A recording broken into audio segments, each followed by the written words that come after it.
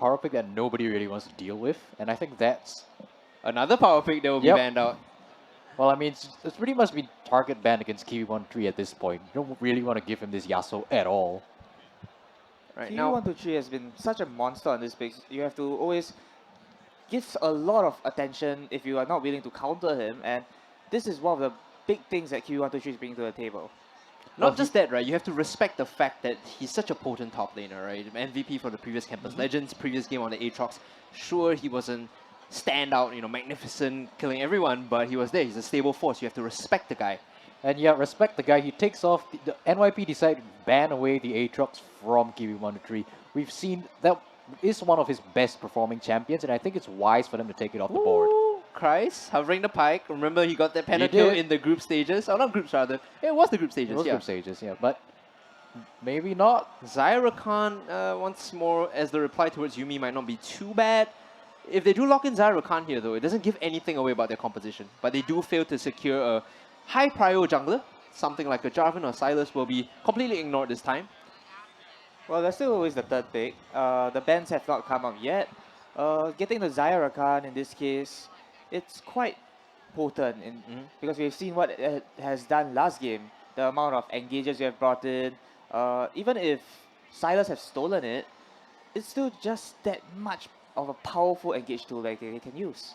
Talking about high engaged junglers though, I think Krex right now might actually default back to his trusty Jarvan because we have seen it in the group stage and it has done very well for him. There you go, Jarvan locked in, and like you said, you know, the fact that this is such a comfort pick means that they want to get it early in the rotation before the second ban phase. But the response from Shinsekai is going to be the Gragas instead of what I think most players would feel is a decent counter pick, the Skarner. We've actually seen Krex here play Jarvan into the Gragas before. I think yesterday against Ice Destiny. Yeah, and I think Ice Destiny went 0-4 in that game. He had so the game with the weird pathing, and then, you know, he ended up not doing too well in that Gragas. But this time, I think this is a matchup that Krex is super comfortable with, so honestly, no issues coming in. Right at this point, I think I really like Krex's Jarvan because he does take the early damage that he brings and brings it to the lanes through many ganks. They do ban away the Poppy though, which is one thing that could stop this Jarvan, so I think Krex is going to be very comfortable. I think not just that, but it does signal to me that there's a champion here that they're afraid of, which Poppy deals with too really well. One example being like Camille, right? You can play Camille top lane, and Poppy hard denies that champion, so maybe this is an indication of what TP wants to play, as they look to pinch out the possible counter picks coming in. The Nico is going to be the response here, and the Akali against Raven. Don't want to deal the Assassin. I think it was pretty powerful in the hands of Raven the previous game. Did manage to convert a couple of times, but the rest of the map wasn't to his advantage, so he wasn't able to contribute much. Hovering the Shaco though, not sure if this is actually a troll hover, or maybe he wants to try some kind of Shaco top. No, I think it's going to be a troll hover right now. Yep, they're looking for the possible quirky mid or top. Remember that this is a flex pick that we've seen other regions pull out. And in this case, having the ability to last pick your mid or top right now gives you a very advantageous matchup. This Corki does bring quite a bit to the table. It brings the magic damage component it can.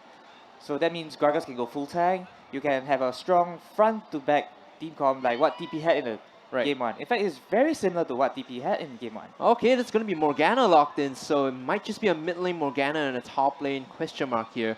Like I said, Camille's still an option. Kiwi has been known to play that champion, and the Poppy ban would then make sense if they were opting for that. I want to add on to your point about the magic damage, because I think NYP right now, they do have a good mix, but they're really lacking a true frontline, because Gragas players often opt for the AP build, right? So I think right now, if you're looking for a top laner, or mid laner, you want someone that's a bit more sturdy. Definitely, you need someone sturdy if you're going to go against a Renekton, or else he's just going to bully you right out of your lane. Renekton is a pretty strong lane bully, like you mentioned, but he functions... Oh, okay, he's going to lock in his graves, for sure. And I'll explain it the moment it's locked in. I've actually seen this yesterday, so I'm down with the counter picks that NYP have. Alright. So he's going to lock in the graves, it's going to be a top lane graves, and I was actually talking to Alex Shinsekai about this, right? And they played this against IT College West in their second game, and they won that. And I was behind them when they were drafting. And I was like, why did they just lock in Graves? According to Kralix, who is the top laner, he said that Graves is a secret counter pick towards Renekton in the top lane. Is that? Yeah, he feels like it's a counter pick, and they did win that game. And I think the mechanics of that is just that you have a lot more push potential, and the range advantage helps a lot more in that sense. If you ask me honestly, I don't see this going the way of Graves, but I think Kralix knows some secret tech that we don't. It Well- could be the true grid from Graves' passive that gives quite a bit of armor that it's supposed to help him out in the jungle, but it can apply here towards the Renekton as well. The thing is, though, they're still lacking that form of a true tank where we're talking about. NYP doesn't really have a front line, so you're talking about fighting front to back. You can't do this with this composition, right? You kind of have to look for picks and maybe isolate targets with Rakan and Graves to burst someone down. For the opposite side, what do you think, TP? How do they look with this composition? Well, if you're on TP, you have the Renekton, you have the Jarvan. Obviously, what you want to do, you want to jump on the enemy team. You also have the Morgana, Ezreal, Yuumi to put out that consistent backline damage with a lot of protection for the Ezreal, who can actually ramp up into quite the mid-game monster if given the opportunity. And this is a more traditional front-to-back composition that we're talking about, right? You know, you have people in the, you have heavy bodies that can soak damage in the front line, and then CC tools that enable your backline to be free as well, referring specifically to the Cataclysm. I want to point out that Ezreal Yuumi is quite a tricky lane in itself because it's almost an auto-lose lane. You kind of have to be careful about how you position, right? You don't have much of a lane priority when it comes to Ezreal Yuumi, especially against Rakan. You have to be so careful. So I think the question now is whether Krex, the jungler, the money maker for TP, is going to be focusing top lane or bot lane. Is he going to cover up the weakness or is he going to snowball the Renekton?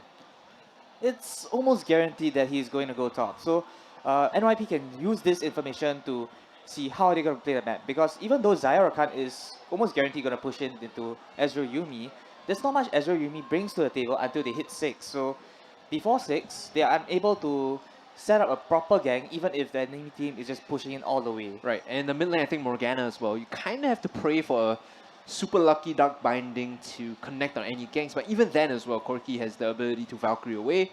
So I think that's sort of a dead lane if you're trying to focus that down. Maybe all eyes on top lane as they try to get Kiwi 1-3 ahead again once more.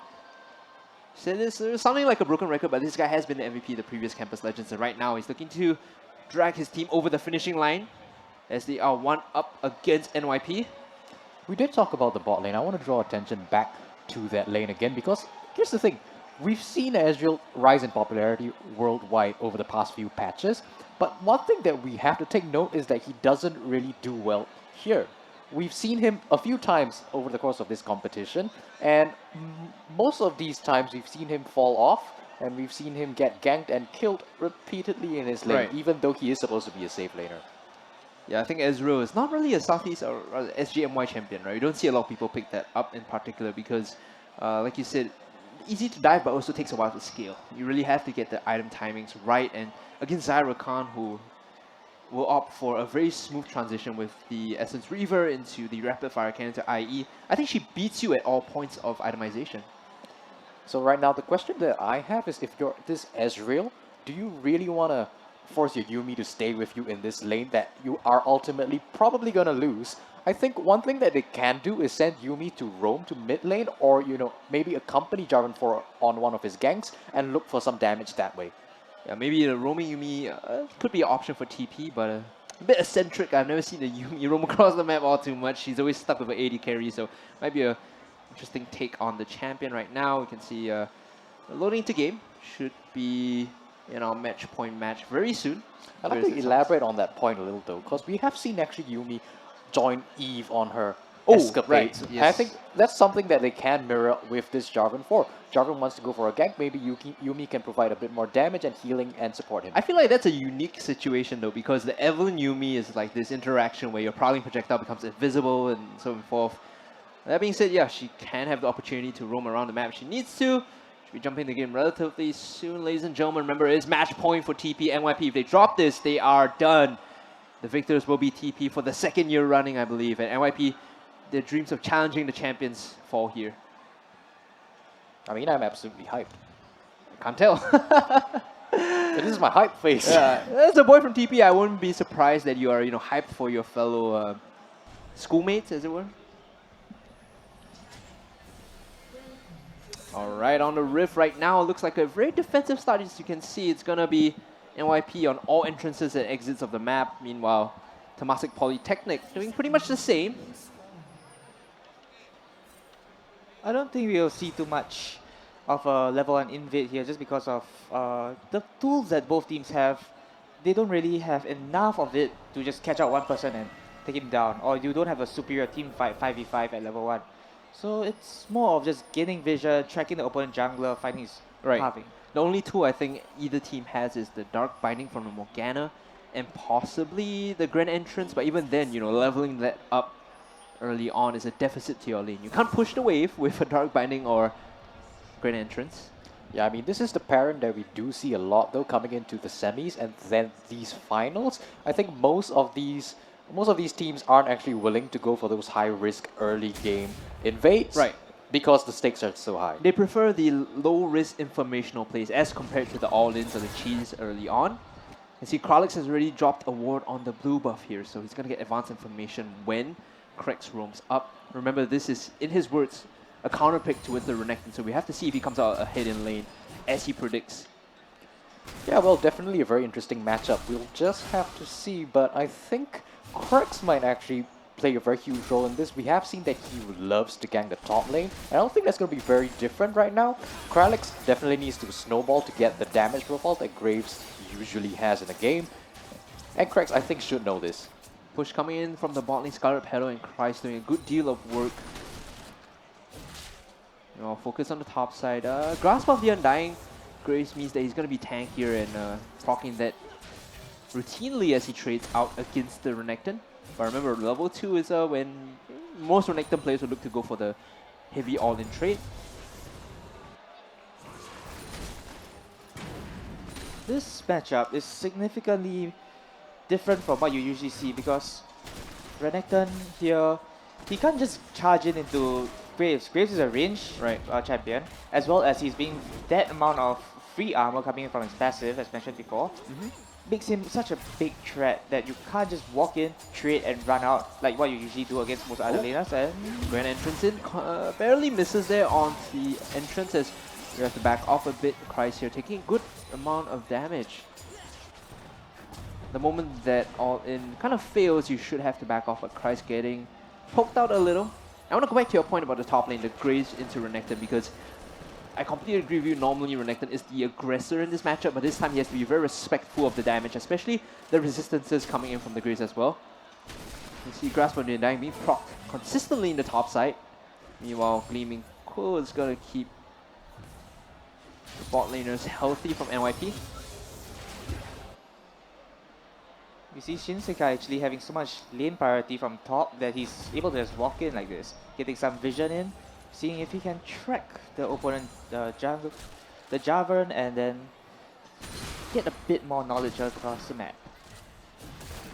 Taking stock of the situation, it's pretty standard opening here from both teams. There's really nothing much that we expect.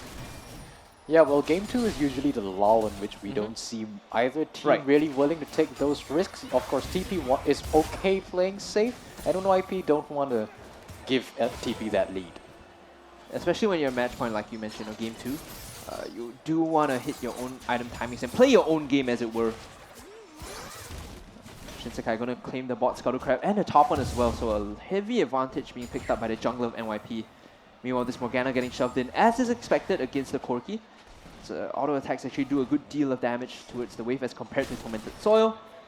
And the sustain from Fleet Footwork is pretty good as well.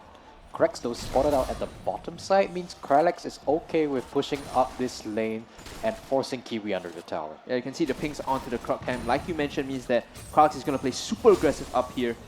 Level 5 to level 5, the Renekton trying to go for the all-in, but like you said, Terrence, you know, dashing away means that it's so difficult to even get on top of the Graves. Kaldamik is going to heal Kiwi up, but Kralix is having the time of his life in this top lane. Running low mana though, has to be careful. At this point, I think Krex really has to look up at that top lane. We did discuss that he is actually very happy going up there, and I think he has to show that happiness sometime very soon. Teleport being exhausted by Kiwi to hit to the top side, clear the wave out. It's a bit tricky here because if he gets poked out once more, he's going to get punished and will be forced to walk back into the lane. Shinsekai is thinking in right here, he might be prepared to make a gank here, but there's so many engaged tools coming in. If he gets a good body slam, this could spell the end of TP's bot lane. This is something we've seen Shinsekai do a lot, actually. He creeps into the bot wave and prepares to counter gank more than actually play the gank out. He did that in game 1, and this time in game 2, it's a bit difficult to execute the same thing against the Ezreal Yuumi. There's no way they're going to jump in, so Shinsekai has to back off here. Alright, now Kralix not really ahead in CS just yet, but he's surviving against a Renekton, which is more than you can hope for as the aggressor in this matchup. Yeah, I think most champions right now will be subjected to a lot of dashing and chopping from this Renekton. So you get full punish normally, but Kralix understanding this matchup pretty well. In fact, he's consistently shoving the wave up, and Shinsekai playing towards the top side means he neutralizes a lot of the pressure if Krex comes up. 2v2, I think they do take that fight and win it. Meanwhile, level 6 hit by Raven. He's using the Gatling gun to shove the wave out. Epistemology getting punished here and has to be zoned off the wave. But Tormented Soul with double Doran's ring means that it can clean the wave out. Remember, this is a Glacial Augment Morgana, which means it's utility, so a lot of focus on the Ezreal and the Renekton to bring the damage to these fights. one issue with the Morgana and Corki, though, Corki always does have priority over this lane, which means they have full control over the river, which in turn means that they have a very easy dragon take. Yeah, I like how the advantage translates to further advantage, because like you said, you know, having priority means that it can force things to happen. Meanwhile, coming in here, channeling the Predator boots, this might be the first gank of the game. But against the Ezreal, there's really slim pickings in the bot lane. Like we said, so many tools available for them to just disengage. And NYP, they try to hit bot lane, but they fail. Now pushing up once more, Kralix is going to be attempting to take some turret plates. Take a look at the bot side river, though. You can see that Shinsekai is actually setting up quite a good vision wall there. I think he is actually looking to take that dragon that we talked about earlier, and he does not want TP to see him doing it. It's an Inferno as well, so if they can sneak it, oh, excuse me, it's a mountain. So if they can sneak it, you know, all the better for them. On a list of priorities, I think that's number 2, right? Inferno is always number 1, and then you have mountain at number 2.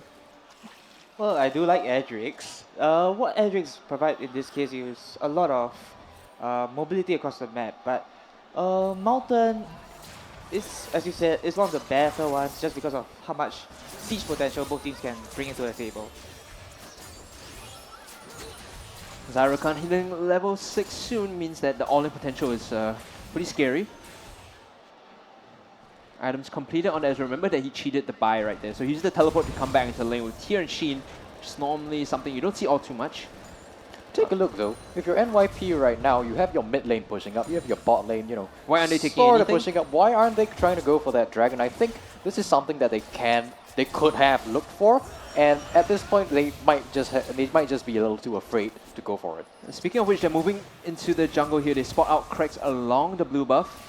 Pings down. He's been forced away from this objective. He throws the Demacian standard in. Raven's coming to join this fight. He has the blue buff, and that means it's going to go the way of Shinsekai, who smites it under the nose of the TP jungler. Now heading to the top side.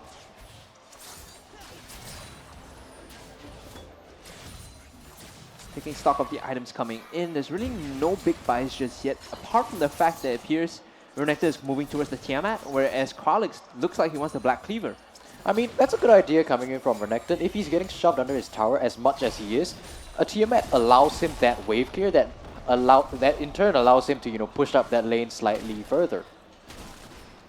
You also have to consider the amount of damage that the Tiamat items do, the Ravenous Hydra or the Titanic Hydra, especially on a team comp that does significantly lower damage than something that NYP can bring to the table with 3 carries off the bat.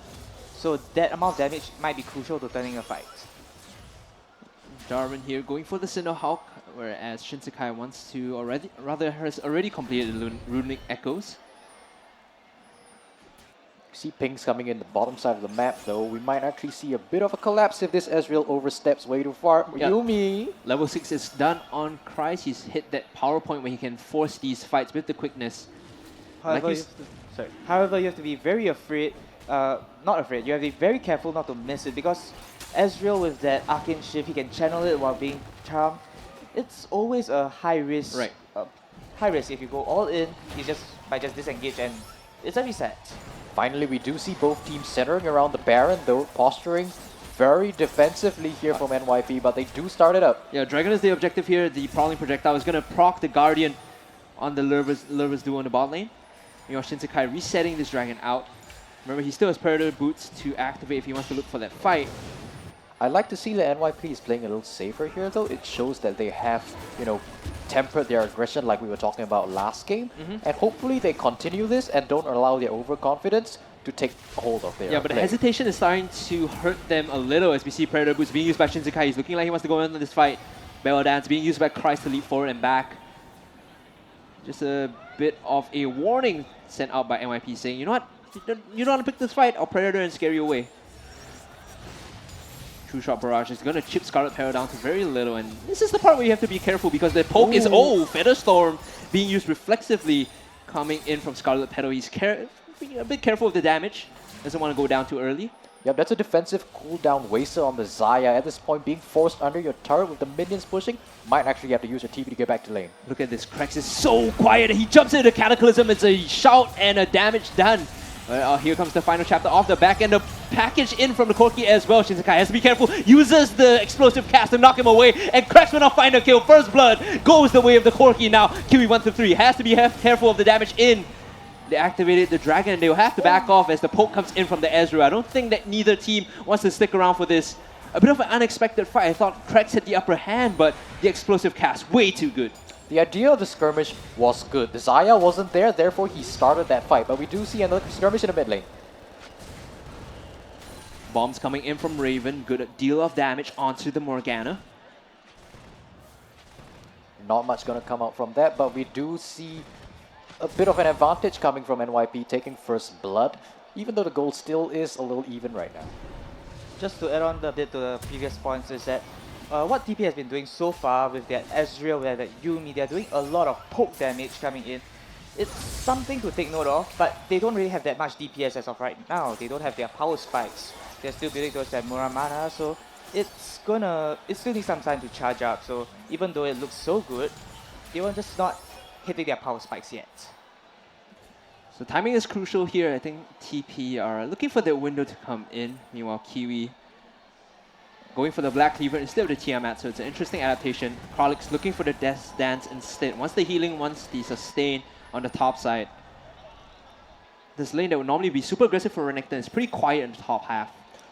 But let me draw your attention to the bot side though. Remember earlier when NYP was setting up their vision wall in the bot side river to try to contest that dragon? Well, TP has the wards in there. Now I'm afraid the window for NYP to try and take that objective has pretty much closed. So that means we won't be seeing too much action that they can pull off right now. They need to find those picks. They need to get the vision control of the map first before they can step in. As otherwise, we might have a repeat of the previous scenario, which looks surprisingly dangerous. And True Shot Barrage not gonna land as the Grand Entrance was used by Christ to get away from the line of damage. Meanwhile, Scarlet Petal left alone in the bottom half. He doesn't have the teleport, so he's gonna have to sit here and just soak the damage. Bot lane is now in favor of the Yuumi Ezreal. They've hit their power spikes in terms of the Sheen as well as the Mana Immune. And the Lucidity Boots as well, jeez.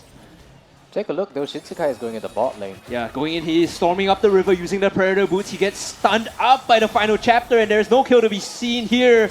The quickness will knock them up, and just as I say that, he will find two members there. Great engaged by Christ to find the double kill for his AD carry. that was a very smart play coming in, because Shinsekai understood that if he's going to throw the explosive cast, Ezreal's just going to Arcane Shift away. So instead, he waits for the right moment. The Rakan engage, the charm into the knockup, that's free, and then with that he can chain a CC, and now it looks like the teams are just going to trade objectives across the map. And finally, we see some gold coming in for NYP's bot lane. Xayah now 2-0 and 0, that much closer to hitting her items. Yeah, the side has to be a hit as we approach the mid game to go toe-to-toe with the Ezreal, who is slowly scaling up as well. Looks like he's going for the Iceborne Gauntlet next. Now both teams trading objectives here. The top side of the map belonging to TP, the Rift Herald going the way of Krex, whereas the Mountain Dragon will be claimed by Nanyang Polytechnic. Here's the thing though, I don't actually like seeing Iron Nitrogen placed on this Ezreal, and now he's even forced to build defensively. This guy is known for putting out consistent damage in fights, and I'm afraid if he's forced into picking these sort of items, he's not going to have the same impact that he can have if he's placed on a higher agency carry. So the ability to play, make plays and thread the mystic shots is still there for iNitrogen, which is something I still expect from him regardless of itemization. AD carry mechanics will probably be on point regardless of champion. You have to be careful here if you are the Yuumi getting caught by the Gleaming Quill, now using the zoomies to speed himself up and back off. DLE doesn't really want to stay around here. We'll finally get the evolve on the support item though, so now he gets access to the wards. Right, you were talking earlier about the top lane matchup. Graves maybe so he is a counter to Renekton, but Kiwi123 has been going pretty even right now. So what I'm thinking right now is maybe it's not exactly a full counter. Maybe he is just designed to mitigate the amount of pressure that the Renekton can put out and just survive this laning phase. But the thing is, if you were to go for a pick like that, it boggles the mind why he wouldn't play something like a Gnar or a Kennen, a ranged matchup that has the ability to sort of be more impactful in the fights. As I have to hold on to my point. Here comes the Predator, here comes the fight. The quickness is available, they're not in range though. Immediate Arcane Shift out by the Ezreal to get to safety. iNitrogen doesn't want any part of this. Falling projectile being used, a Great Flash in, an explosive cast will knock them back in, and that is a dead AD carry and support. No reason to walk up, a bit too greedy for the ward, and Temasek Polytechnic, hold on, the mid lane has to flash away. A Grid's on this Hourglass to knock Raven in place. The solo kill, getting outplayed. Sit down, son. We see action across the map, but I think if you're TP, what are you doing walking into that tri-bush when you see the Gragas there? You absolutely cannot do that. This is something we might have seen from iNitrogen in the previous few games. He's just a bit too confident in his own abilities, and he just walks up. He believes he can do the Arcane Shift, but just that body slam into a flash, you're not able to react to that. They pop the Rift Herald in the mid lane after getting the outplay from Epistemology, and now they will get a good deal of damage. No tower plates though, it's kind of sad, so they don't get any gold there. Too late for that. Christ coming to mid lane to reinforce this. Top side Kiwis now doing pretty well. Kralix coming with the flank teleport. It's a double, triple teleport. Jesus. Oh man, this is gonna suck for Kiwi. He's dead, man. There is little to no way he's getting out of this. A slice and dice to clear the wave out, and a rocket to the back is gonna find Kiwi123. But is that really worth it, sacrificing 3 people for 1 Renekton who's already taken a tower? NYP is going to lose their mid lane tower, and this allows TP to contest that bot lane even better. Yeah, you open up the map on the top half by getting the turret, and you find dying after that, because this means that your team gets purchased somewhere else. But I do believe that the reason behind this TP is they want to set up that Scarlet Petal at the top lane. He wants to get the turret, they want to get a vision in. So Scarlet Petal there, we have Christ there as well, to set up vision, and now they are all around the top side of the map. They can contest it. Oh, Arcane shifting forward, not necessarily the best idea. Here comes the final chapter from the Yuumi to keep them in place. Shinsekai looking for the explosive cast, a bit of a misplay coming in. He's going to pay for it with his life. Not particularly sure why he went in. Meanwhile, the bombs coming in from Raven is enough to get down to 80k. A great collateral damage off the back from Kralix to get the double kill. But we really do have to question decision making from iNitrogen. Why is this man playing this forward when you're supposed to be playing a safe AD carry? I don't actually understand what he's trying to do here. Arcane shifting for once or twice is fine. On the third time, he finally gets caught out. Meanwhile, on the bot side, you can see on your mini-map, the Morgana is just pushing Epistemology, wanting to get some chip damage down on the turret. Now remember, the main damage dealers for TP is the Renekton, is the Ezreal. The Morgana is just here for utility, and when your main, or 50% of your damage is playing like that, I have to question whether TP are in it to win it. You definitely have to question that. I think iNitrogen here really has to step up if he wants his team to take this game. Regardless though, we do see that the gold is actually sort of still even despite the kills being quite a major discrepancy between them. But so I think TP right now is content just holding down and looking for a fight later on in the game. NYP now, like you mentioned, 2k gold ahead. It's not monumental, but it is a good sign of things to come. Back to your point about being content to farm up for the late game, if you have to think about it though. Hold on, Ocean Dragon now being contested by TP. They're moving forward. Arcane shifting forward by iNitrogen might be a bad idea, so they're just going to give this one up over to NYP. And Nanyang Polytechnic now 2 dragons in the back pocket. As I was saying before, as a TP, do you really want to scale for the late game? Because NYP has so many carries, and it's not as if you have Prax as a full tank, but that's only one option. Most of the damage coming in from iNitrogen, from Kiwi, it's not going to be able to match up to what NYP can dish out. So playing for the late game is a bit risky. Double 80 carries from NYP, and if you call Grace 80 carry, I guess you might. It's 3 in that case. But here's the thing though, if you're TP right now, you do not have the damage. And when one of your main carries is having questionable arcane shifts, I don't think you want to go for a fight right now. Walking down the mid lane, there is 3 members of NYP around here. You can see the flank coming from Christ. This is going to be disastrous if he lands it. A great explosive cast to clear the wave out. And now they're overstaying their welcome. Here comes Christ with the flank. Krex is going to stop this. A great knockup coming in, and a flank from NYP might just rip them all to shreds. Shinsekai having to back off, a lot of pressure down. iNitrogen in the right place at the right time. Here comes Raven off the side, finds the first, looking to play clean up, mop and bucket at the ready. Krex now getting taken down, and NYP, they still have 4. TP now backing off with only 3. Very low health bars across the board for NYP though. TP might actually have this chance to push up the mid lane and contest the tower. We can see the wave clear though is still pretty good from Scarlet Petal and Raven. Like overall, they're not too worried about just sitting back and just making short work of the minions. Items coming in, Scarlet Petal is huge, 501. Infinity Edge instant buy after the Essence Reaver. Yeah, I mean, if you have an Infinity Edge, you have an Essence Reaver and a Zeal, you're going to be doing so much damage as compared to an Iceborne Gauntlet and a Manamune. You could see iNitrogen was thinking about it for a second there when the Prowling Projectile landed. Don't do it, He's man. still looking for it here. Arcane shifted forward. No. This is not the best idea. No, iNitrogen once more overstepping. I jinxed it, guys, and right now the Yuumi is next to fall as well. Dude, stop it, please. Just stop it. You're Jesus. tilting the casters. A double kill for NYP. The 80 carry gets it in. Right there, the second Prowling Projectile. iNitrogen thought he had it, didn't at all. This is Baron, boys. There was no backup coming in, and this opens up Baron because Jarvan wasn't there, Morgana wasn't there, Renekton wasn't there. There's no one helping you out, and as soon as your opponent comes in, that's game for you. You're going to die and give over this Baron buff. Baron goes the way of NYP, and they're looking to square up the score right now. Gold is 5,000 in their favor, Nanyang Polytechnic. And for the next few minutes at least, this gold situation on TP is going to only get worse. I think at this point, you might actually have to start looking at the next game, because I don't think NYP is going to make any sort of mistakes with their overconfidence like last game. NYP playing safe and solid, as you would put it. Overconfidence is the killer, right? Yep. Funny thing is, though, I think we can attribute the arcane shifts from iNitrogen to overconfidence. Maybe I see the irony. Yeah. Maybe winning that first game was slightly detrimental to his mental. NYP now running down mid with this Baron buff.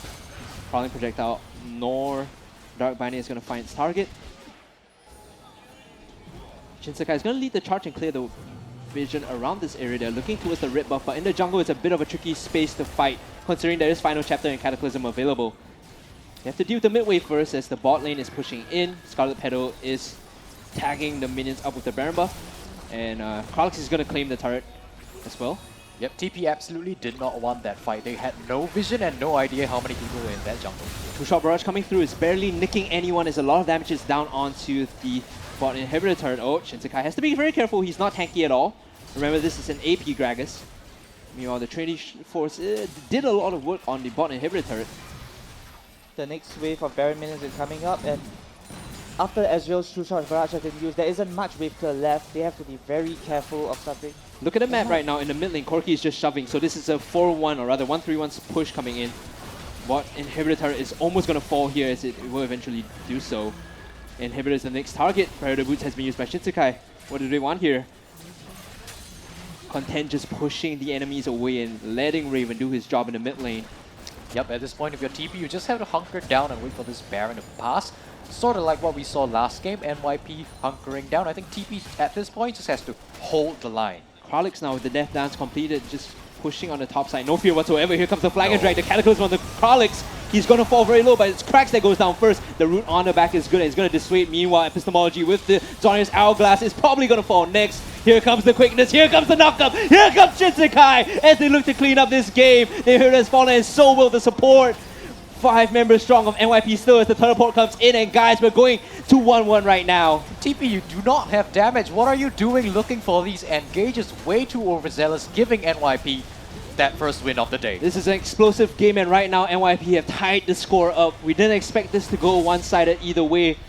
And I think NYP want to make a stake, or rather make a challenge to the stake of championship from TP right now. Credit to where credit is due. NYP has done a very methodical game. As soon as they got that Baron buff, they managed to just push slowly. They won't overstep their bounds like, unfortunately, what TP has done. And this is what actually net them their win. Right, so there was a pretty impressive game coming in from Nanyang Polytechnic. Are you still back on the NYP horse, or have you swapped sides now?